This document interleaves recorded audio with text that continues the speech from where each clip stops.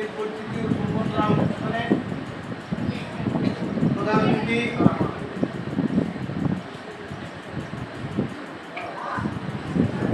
শহীদ president Ziaur রহমানের শ্রেণী প্রয়াত প্রধানমন্ত্রী মরহুমা বেগম খালেদা জিয়ার আদর্শের সৈনিক আমাদের উত্তরদিয়া উপজেলার অহংকার কৃতি সন্তান আমাদের মাঝে উপস্থিত আছেন জনাব আসিফ নবীন ভাই, উপস্থিত আছেন ছাত্র কর্মসূচি উচ্চ বিদ্যালয়ের সভাপতি খন্দকার গোলাম মোহাম্মদ গোলাম রব্বানী ভাই, উপস্থিত আছেন ছাত্র কর্মসূচি উচ্চ বিদ্যালয়ের প্রধান শিক্ষক, উপস্থিত আছেন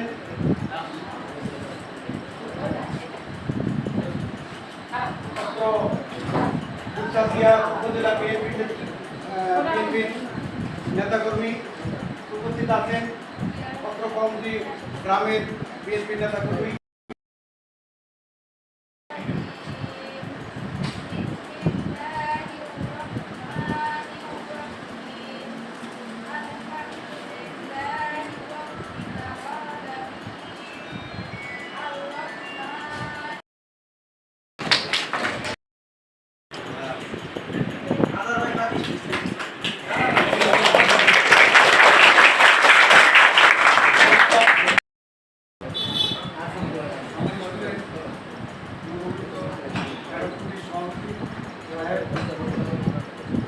বিশেষ অতিথি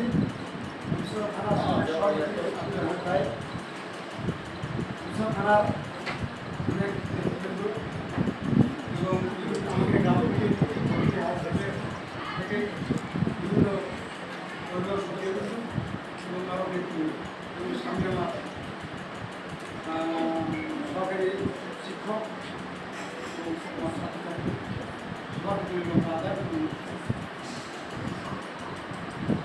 আমার বিগত একটা কমিটি হয়ে গেছে, আবারও 6 মাসের জন্য আমার স্কুলের নবগঠিত সভাপতি খন্দকার মোহাম্মদ গোলাম রব্বানী মোহন ভাই, উনি এরো কমিটির সভাপতি হয়েছেন। তাই ওনাকে আমরা আজকে বিভিন্ন আলোচনা এবং সংবর্ধনা আমাদের বিক্ষোভে বিভিন্ন সমস্যা এবং আরেকটা বলছে আমাদের এই পার থেকে ওই পার বলছে রাস্তা নেই, এই রাস্তার জন্য উনি বগুড়া পরিষদ জেলা পরিষদ থেকে রাস্তা কোথায় থাকতে ওই রাস্তা, তারপরে আমাদের বেঞ্চের সমস্যা, বেঞ্চের সময় এর আগে আমরা বলেছিলাম যে বেঞ্চ নাই, বেঞ্চ টাকা বেঞ্চও বিভিন্ন টাকা পাওয়া যাচ্ছে, এটা আমি জায়গায় বেঞ্চের সমস্যা, তারপরে বিল্ডিংয়ের সমস্যা। একটা বিল্ডিং আমাদের লাগে, একটা বিল্ডিং কিছু করা যায় 4 তলা বা 3 তলা যেটাই হোক, বিল্ডিং হলে আর বেঞ্চের সমস্যা হবে।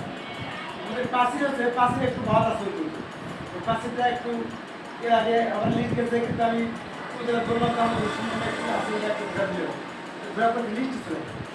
তারপরে আমাদের গেটের আমাদের সামনে একটা গেট লাগবে, এই গেট বিভিন্ন এখনও আমাদের যে হল রুম আছে, হল রুমে ফ্যান এখনও করা হয়নি।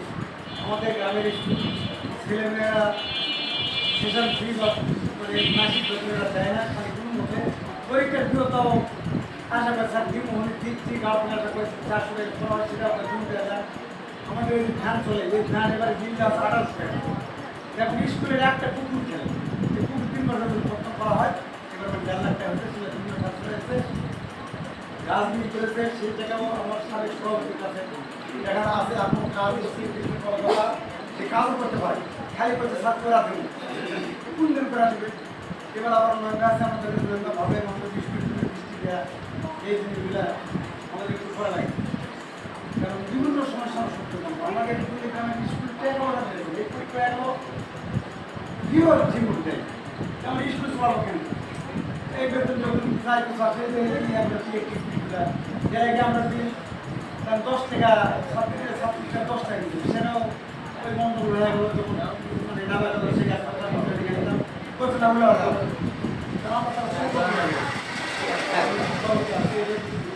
গাছ আছে আমার আমি বললাম ভাই গাছ কাটে গাছ কাটে সে টাকা কাজই করে দেবে আমার দুই গাছ কাটে আবার গাছ কাটে আমি বললাম নতুন সহজে আসলে আসলে কী করবে পুকুরে এবার দেওয়া আছে পত্তন সেখানে মনে করি সববার পত্তন দেওয়া হয়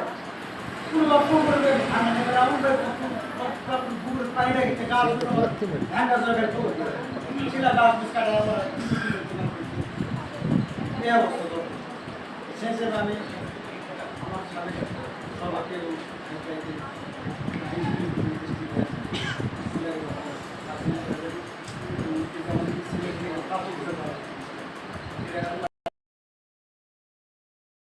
যায় কিন্তু আমাদের ভোটারের সাথে সাক্ষাৎ করছে এবং কেবল ভোট করা লাগছে এইভাবে ভোট করা লাগছে। তাই আমি আপনাদের কাছে আমি বলতে চাই শিক্ষাই জাতির মেরুদণ্ড, শিক্ষা ছাড়া কোনো দেশের কোনো উন্নয়ন হতে পারে না। তাই শিক্ষাই সবচেয়ে গুরুত্ব আমাদেরকে দিতে হবে। বিগত দিনে সরকার আমি দেখেছি তারা শিক্ষামন্ত্রীও বলেছে, সরকার বলেছে যে শতকরা 90 বা 100 লোকে কি পাস করে দিতে হবে। কিভাবে পাস করে তার যদি খাতায় তো লিখতে না পারে তারা তো পাস করতে পারবে না। তারা বলছে না 100% পাস করে দিতে হবে, খাতা এখানে একা দেওয়া পারবে না, একা ছিল পাস করে দিতে হবে। মানে শিক্ষার মানগুলা বাড়াতে চাচ্ছে, ওইভাবে বাড়াতে, কিন্তু ওটা করতে যায় কিন্তু শিক্ষার মনে করেন খুব দুর্বল হয়ে পড়েছে, মানে শিক্ষায় ছিলই না বলে চলে। হ্যাঁ, এই জন্যই আমি আপনাদের কাছে বলতে চাই এখন যে গুরুত্বগুলো দিয়েছে এখন কিন্তু দেখেন আমরা ইন্টার কিন্তু মনে হয় রেজাল্ট দিবে, তাই না? ইন্টার রেজাল্ট দিবে, দীর্ঘদিন থেকে কিন্তু দিতে পারছে না। কিন্তু বলছে যারা মেধাবী, যারা লেখাপড়া করে, যারা লিখেছে খাতায় কলমে, যারা ভালো লিখেছে তারকে রেজাল্ট ভালো হবে, আর যারা লিখতে পারেনি তারা ফেল হোক, পাশের হার কমে আসুক, তাতে আমাদের দুঃখ নেই। শিক্ষার মান যেমন ছোট খরম যে রাস্তাগুলো, এরকম রাস্তার নাম 50-60টা রাস্তা কিন্তু আমি এই 3-4 মাসের মধ্যে আমি করে দিচ্ছি। মানে কাজ এখনো অব্যাহত এখনো আছে, 5-7টা বা 10টা কাজ এখনো। তাই আমি আপনাদের কাছে বলতে চাই, যেমন আপনি এই যে আমাদের হেডমাস্টার উনি বলেছেন যে ভাই আমাদের ওই ভবনই দক্ষিণ পাশের ভবনে আমরা যেতে পারি না, ছাত্রছাত্রীরা যাওয়া পারে না, গেলেও মানে কাজও খোঁজে যেতে হয়। তাই বললাম ঠিক আছে, তাহলে আপনি পূর্ব দিকে যদি রাস্তা করা যায়, ইট দিয়ে সরিয়ে করা যদি যায় তাহলে ইনশাল্লাহ করে দেওয়া যাবে।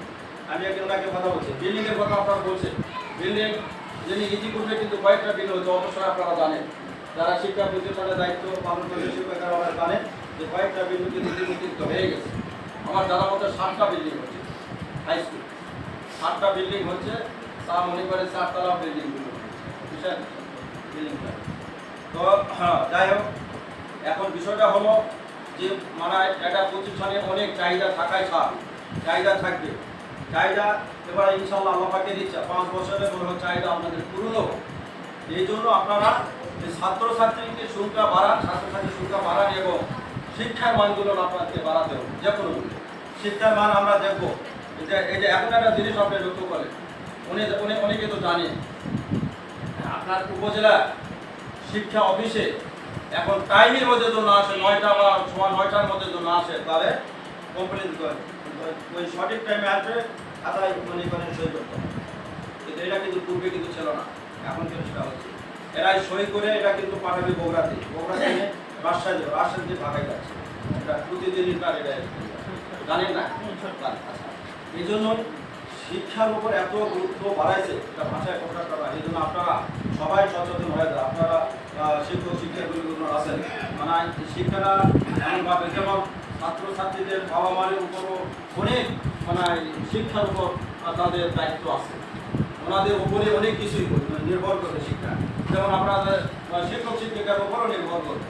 তারপরে আপনার উপজেলার শিক্ষা অফিসার যারা সরকারি দায়িত্ব আছে তাদেরকেও লক্ষ্য দিতে হবে যে ওই স্কুলে কোন স্কুলে কীভাবে লেখাপড়া হচ্ছে, কত ছাত্র কীভাবে রেজাল্ট হচ্ছে, এটা কিন্তু ওনারাই জানবে। তো ওইভাবে যদি রেজাল্ট যদি এখানে যদি কম যদি হয়, মানে রেজাল্ট নেই বললে চলে, তাহলে সেখানে চাপ সৃষ্টি করতে হবে শিক্ষক শিক্ষিকা, তাহলে কিন্তু শিক্ষার মানগুলো আস্তে আস্তে রাখবে। তাই আমি যাই হোক, আমি আর কথা বেশি না বাড়াই, আমি অল্প কথাই যেটা বললাম অবশ্যই আপনারা তো বুঝতে পেরেছেন।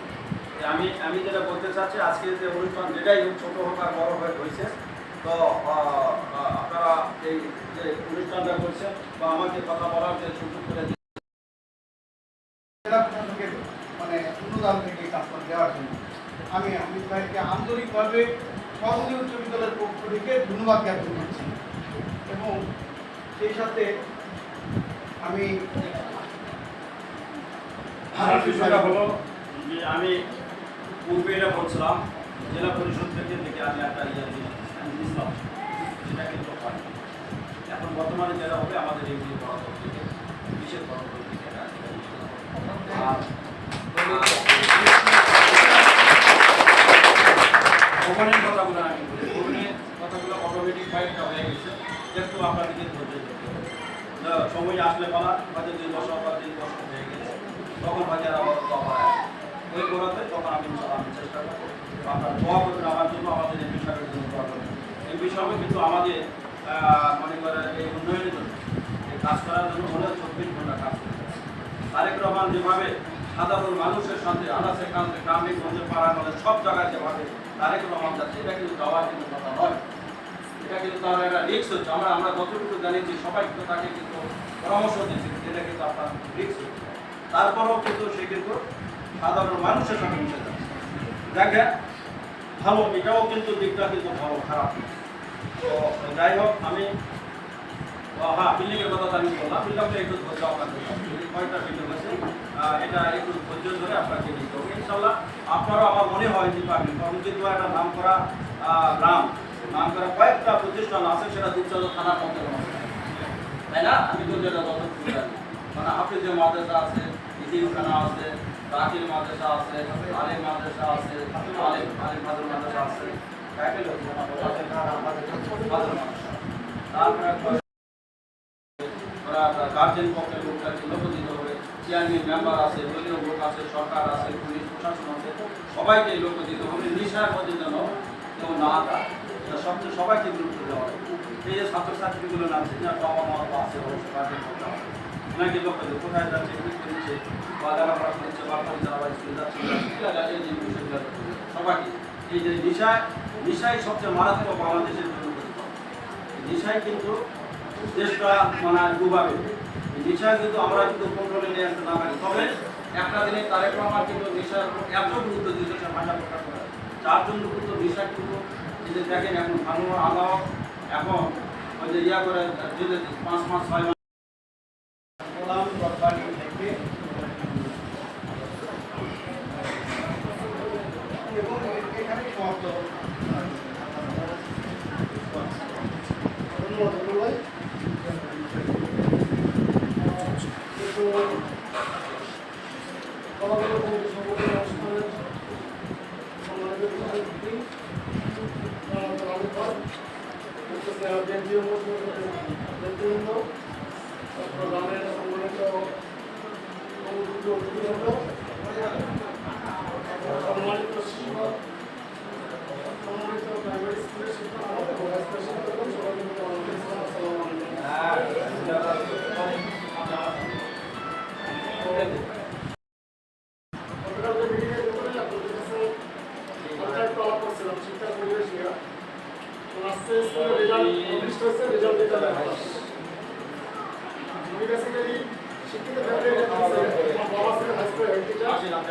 ওই পরিবার থেকে যত আমি আসছি শিক্ষা দিতে আমার একটা আলাদা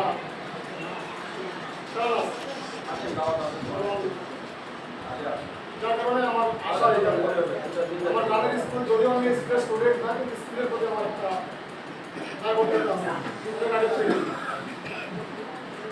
এখন যেটা আপনাদের কাছে শিক্ষকদের কাছে আমার চাওয়া সুষ্ঠু এবং সুশৃঙ্খলভাবে পাঠদান, আর স্টুডেন্টদের কাছে চাওয়া তোমরা পড়াশোনা ঠিকমতো করবা এবং মানুষের মতো মানুষ হবে। আজকের রেজাল্ট আমি দেখছি এখন খারাপ রেজাল্ট স্কুলের মধ্যেও হয়, এটা পরবর্তী স্কুলের রেজাল্ট এরকম হবে না আশা করা ঠিক না। কারণ এখানে এক ঝাঁক দক্ষ শিক্ষক শিক্ষিকা আছেন, তারা যেটুকু তোমাদেরকে দিবে সেটুকু তোমরা নিয়ে দাও। আমি আশা করি যে তোমরা ফেল করবে, আর তোমরা তোমাদেরকে যেটুকু দিবে সেটা যদি তাদেরকে ফেরত দাও, তাদেরকে আর স্কুলের যতগুলো সমস্যা আছে ব্যক্তিদের কাছে আমরা উপস্থাপিত করেছি। আমরা চেষ্টা করবো বিগত দিনে আস্তে আস্তে সকল সমস্যাগুলো সমাধান করবো। বুঝতে পারছি আমি? হ্যাঁ দেন 6 মাস পরে আমার নতুন কমিটি আসবে এবং সেই কমিটিও পরবর্তী কাজ করবে। বর্তমান সময় বক্তব্য ধীরে ধীরে করে লাভ নেই। আমি নেক্সট মিটিংয়ে যখন মিটিংটা কল করবো সেই মিটিংয়ে আমি স্টুডেন্টদের সঙ্গে অভিভাবক মণ্ডলীগুলো চাইবো, বুঝছো?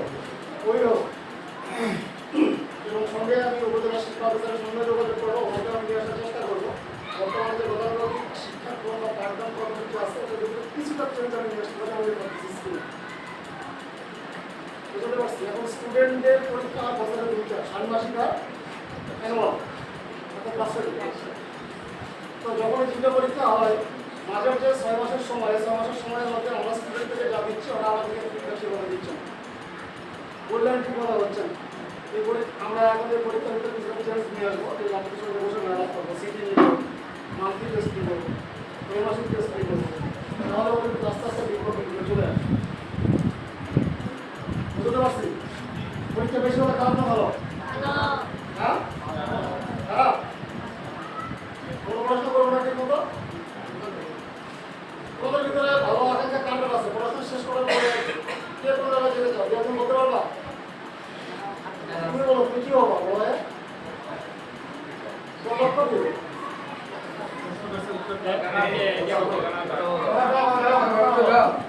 তুমি বড় হয়ে কি হবো বলো? বলো, তোমাকে বলতেছি বলো। ঠিক আছে, ধন্যবাদ। আমি বলবো তোমার সাথে 1 to 1।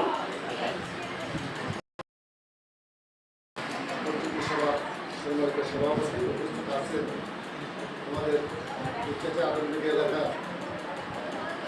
পঞ্চায়েত সদস্য প্রতিনিধি সাবেক উপজেলা সভাপতি জনাব আব্দুল হাবিব সহ চট্টগ্রামের মুরব্বিয়ান যুবক এটা কমিটির সদস্যবৃন্দ, ছাত্রছাত্রীবৃন্দ, সভাপতিবৃন্দ, আসসালামু আলাইকুম ওয়া রাহমাতুল্লাহ। আমি প্রথমে ক্ষমা দিচ্ছি, সেটা হলো বিলম্বিত হওয়ার জন্য বসেছিলাম যার জন্য। আর সমাপ্তির পরে কথা হয় না, সমাপ্তির পরে কথা হয় না। আমি চাবো যে নতুন যে কমিটি আসছে এই নতুন কমিটির মাধ্যমে আমাদের মাননীয় হিসাবের প্রতিনিধির মাধ্যমে এই প্রতিষ্ঠানের যেগুলো অসমর্থ কাজ রয়েছে আমি আশা করি দীর্ঘদিনে এই প্রতিষ্ঠানে কোনো অন্যান্য কাজ হয়নি। বিশেষ করে মাঠের যে অবস্থা, এই খারাপ বন্ধ পানি জমে আছে, আমি চাবো মাননীয় হিসাবের প্রতিনিধির কাছে নতুন যে বরাদ্দ আসতেছে এই 26-27 অর্থ বছরে সেক্ষেত্রে ক্লিয়ার কোনো তালিকার একটি বরাদ্দ দিয়ে এই মাঠটা আগে সমস্যা করে দেবে। একটি দাবি রয়েছে, সেটি হলো এই প্রতিষ্ঠানের উত্তর বিল্ডিং থেকে দক্ষিণ বিল্ডিংয়ে যাওয়ার জন্যে কাশি নির্মাণের সময় একটি রাস্তা ছিল, সেটাকে উঠে ফেলা হচ্ছে। সেটা খুব জরুরি দরকার, যদি আমরা এই সাইডে রাস্তা করে যদি বিল্ডিংয়ে দিতে পারি সেটাও খুব ভালো হয়। সেটার জন্য আমি জোর দাবি জানাবো এই দুটি কাজ নবাগত করে দেবেন। এরপরে যে বিল্ডিংগুলো আসতেছে, নতুন নতুন বিল্ডিং আসতেছে, হাই স্কুলের জন্য এবং অনেক মাদ্রাসা